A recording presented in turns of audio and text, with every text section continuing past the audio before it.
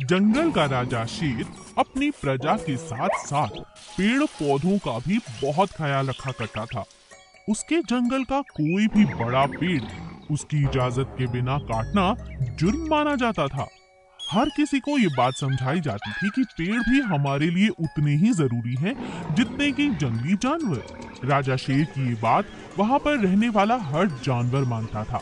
इसी बात से सभी पेड़ पौधे और बड़े बुजुर्ग पेड़ इस बात से बहुत खुश होते थे और राजा का धन्यवाद करना चाह रहे थे। एक दिन एक आम के बागीचे में कुछ आम के पेड़ आपस में बात करने लगे। अरे भाई वाह, मैं तो धन्य हो गया। इस जंगल में मेरा जन्म हुआ। यहाँ का राजा शेर हमारे कितना ख्याल रखता है।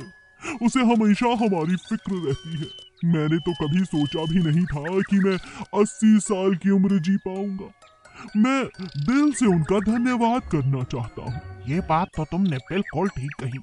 हमारे राजा शेर न होते तो ना जाने हम कब के कट चुके होते और शहरों में दरवाजे खिड़की का काम कर रहे होते। हमें उन्हें कुछ उपहार में देना चाहिए। सभी पेड़ आपस में बात करते हैं और अपने भगवान पेड़ को याद करते हैं। भगवान पेड़ प्रकट हो जाते हैं। मैं सब जानता हूँ कि वो वाकई ही बहुत नेक दिल का राजा है। आप सब शायद अपनी शक्तियों को भूल गए हैं। अगर कोई पेड़ 80 साल या 100 साल से ज्यादा जीता है तो उसकी जटाएं निकलने लगती है और वो पूरी तरह से बहुत ज्यादा भगवान के करीब हो जाता है। यानी जादू और ताकत भरपूर मात्रा में उसके पास होती है। अब आप लोग अपनी ताकत और अपनी खूबसूरती के साथ उसे जो चाहे दे सकते हैं। भगवान पेड़ इतना कहकर वहाँ से चला जाता है। पेड़ समझ जाते हैं कि उन्हें क्या करना है। एक दिन टहलते हुए जब राजा शेर वहाँ पर आता है। महाराज, हम सभी पेड़ तहे दिल से आपका शुक्रिया अदा करना चाहते हैं और चाहते हैं कि हमारे अंदर की जादुई शक्ति आपको मिल जाए। मेरे पेड़ पर लगा एक एक आम आपके लिए जादू का काम करेगा महाराज। ये बात सुनते ही राजा शेर बहुत खुश हो जाता है। राजा शेर पेड़ से पूछता है, मगर तुम्हारे ये पेड़ के आम जादुई कैसे हैं? मुझे इससे क्या लाभ होगा? महाराज, ये जादू इस प्रकार है कि जो भी चाहत आप इस आम से करेंगे वो उसे पूरा कर देगी। राजा ये बात सुनते ही बहुत खुश हो गया। उसने तुरंत पेड़ से एक आम तोड़ा और लोमड़ी से कहा, लोमड़ी, तुम इस आम को खाओ। तुम और भी ज्यादा शक्तिशाली और बलवान बन जाओगी। जैसे ही लोमड़ी ने उस आम को खाया वो शक्तिशाली और बलवान बन गई। यह देखकर राजा शेर बहुत खुश हुआ। पेड़ ने राजा को धन्यवाद किया और राजा ने पेड़ को। खरगोश और कछुए की साइकिल रेस और मगरमच्छ का हमला। एक दिन खरगोश और उसका दोस्त कछुआ एक रेस लगाने की प्रतियोगिता रखते हैं। खरगोश कछुए से कहता है, अरे दोस्त, अब तो हम दोनों साइकिल चलाना सीख चुके हैं। क्यों ना आज साइकिल प्रतियोगिता हो जाए। जो जीतेगा आज शाम की दावत वही देगा। बोलो क्या कहते हो? कछुआ बहुत मासूम था और उसकी आदत हमेशा अपने दोस्त को खुश रखने की थी। वो हाँ कर देता है। हाँ हाँ, क्यों नहीं, चलो अपनी साइकिल निकालो, चलते हैं। खरगोश और कछुआ सैर पर निकल जाते हैं। कछुआ कहता है, मैं सोच रहा हूँ कि ये सामने वाली पहाड़ी के रास्ते से चलते हैं। मगर तभी खरगोश कहता है, अरे नहीं नहीं, इससे क्या मजा आएगा। मैं बताता हूँ, ये दरिया पार करना होगा। भाई, मैं तो दरिया पार कर लूंगा। मैं एक कछुआ हूँ, मगर तुम खरगोश हो। तुम भूल रहे हो क्या? खरगोश को ये बात बहुत बुरी लगती है। तुम मुझे मूर्ख समझते हो?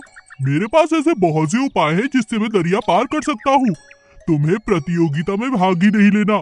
तुम्हें मुझे नीचा दिखाना है, इसीलिए ये सब कर रहे हो ना? खरगोश नाराज हो जाता है। कछुआ उसे समझाता है, अरे अरे बस करो, चलो प्रतियोगिता शुरू करो। मगर मन ही मन कछुआ बहुत चिंतित था। वो नहीं जानता था कि कैसे खरगोश दरिया को पार करेगा। इस तरह से तो उसकी जान आफत में आ सकती है। और वैसा ही हुआ। जैसे ही खरगोश ने एक प्लान बनाया। मैं बहुत चालाक हूँ, मैं जानता हूँ मैं दरिया पार नहीं कर सकता तैरकर, लेकिन मैं अपनी साइकिल पर बैठकर दरिया पार कर सकता हूँ और वो मेरा दोस्त मगरमच्छ, वो मेरी मदद जरूर करेगा। खरगोश को लगता है कि उसका दोस्त मगरमच्छ जो दरिया में रहता था उसका बहुत ख्याल रखेगा, मगर ऐसा कुछ भी नहीं हुआ। जैसे ही उसने मगरमच्छ से मदद मांगी, मगरमच्छ हाँ कर देता है। लेकिन कई दिनों से मगरमच्छ को खाने को कुछ भी नहीं मिला था। वो सोचता है, ये तो खुद ही आ गया मेरा भोजन बनने के लिए, आज तुझे नहीं छोड़ूंगा। खरगोश अपनी साइकिल के साथ मगरमच्छ के साथ दरिया पार करने लगता है। साथ साथ कछुआ भी उनके लग जाता है, मगर कछुआ जानता था कि बहुत जल्द ये मगरमच्छ खा सकता है उसके दोस्त को।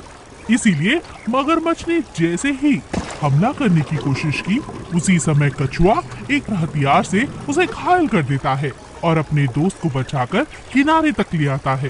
अब खरगोश समझ चुका था कि उसने जिद के आगे अपने दोस्त की बेइज्जती की, उसे गलत समझा और इतना बड़ा गलत निर्णय लिया। खरगोश अपने दोस्त कछुए से माफी मांगता है। माफ कर दो दोस्त, गुस्से में आकर ना जाने मैंने कितना बड़ा और गलत फैसला ले लिया था। आज तुम ना होते तो मेरी जान चली जाती। हिरन का जोड़ा और शेर।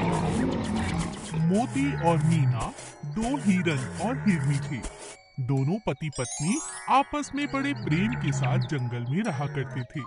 मोती अपनी पत्नी से बहुत प्यार करता था।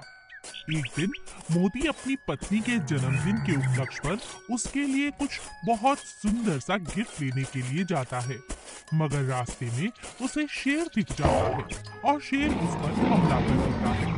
यह सब होता हुआ उसकी पत्नी देख लेती है।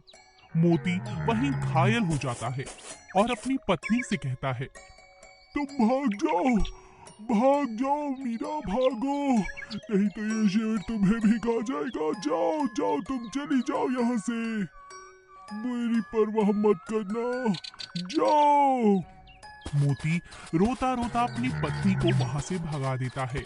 उसकी पत्नी रोते रोते जंगल से कोसों दूर चली जाती है। मोती, तुम्हारे बिना मैं कैसे जीऊंगी?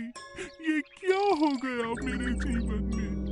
आज के जन्मदिन के दिन ही तुम मुझसे बिछड़ गए, मैं अकेली हो गई हूँ।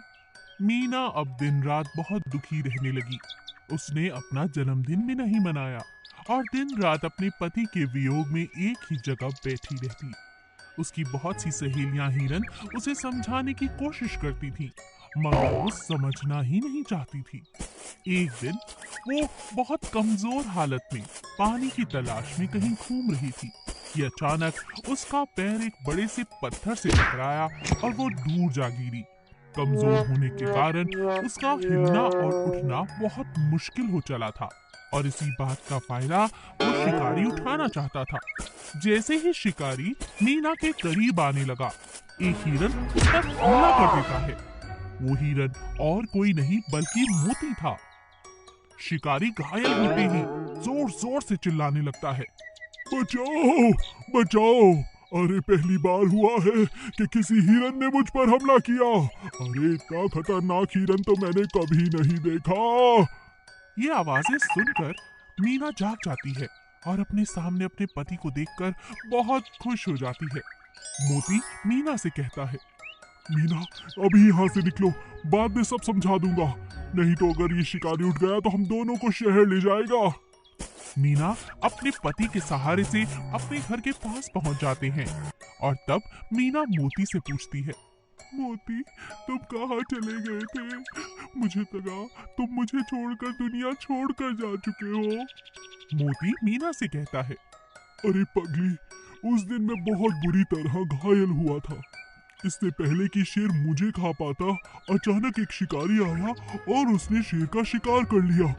मैं तुरंत वहां से जैसे तैसे जान बचाकर भागा, मगर इतनी बुरी हालत में था कि तुम तक नहीं पहुंच पा रहा था। जब तक मैं स्वस्थ हुआ तब तक बहुत दिन बीत चुके थे और फिर मैंने तुम्हारी तलाश जारी की और देखो ना, आज समय से तुम मुझे मिल गई। मीना, तुम्हारे बिना जीना बहुत मुश्किल था मेरे लिए। ओह मोती। मीना और मोती फिर से गले लग जाते हैं और खुशी खुशी अपना जीवन जीने लगते हैं। बूढ़ी दादी का भूखा कौवा।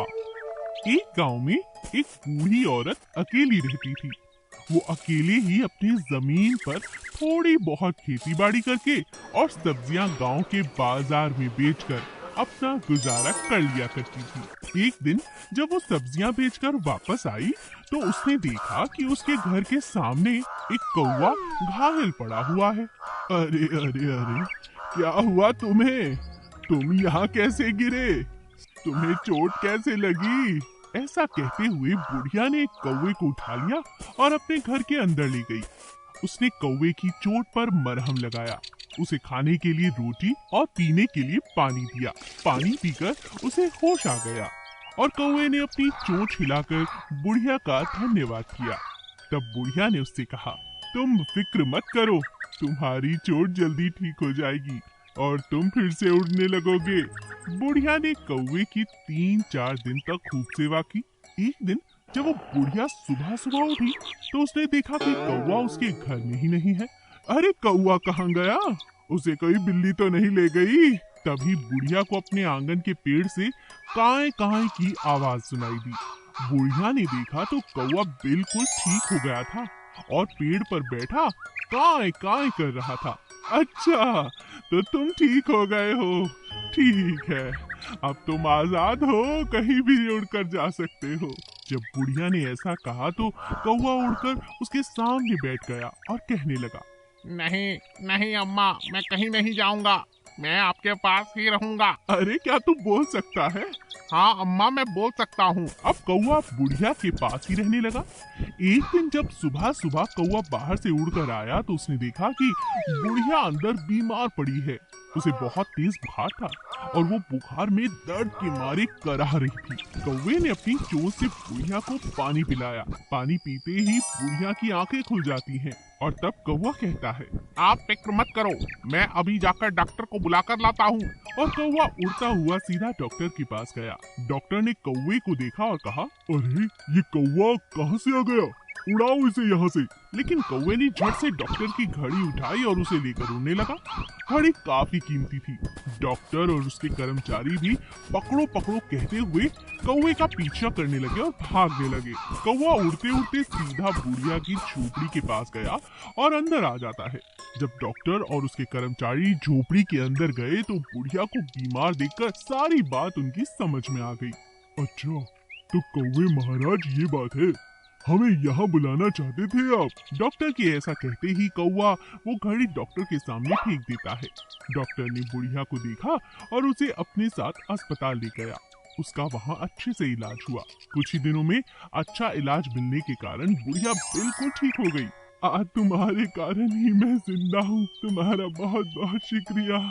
और ऐसा कहते ही बुढ़िया ने कौवे के माथे को अपने हाथों से सहलाया। जैसे ही बुढ़िया ने कौवे को सहलाया वो एक जवान आदमी में बदल गया। यह देखकर वो बुढ़िया हैरान रह गई।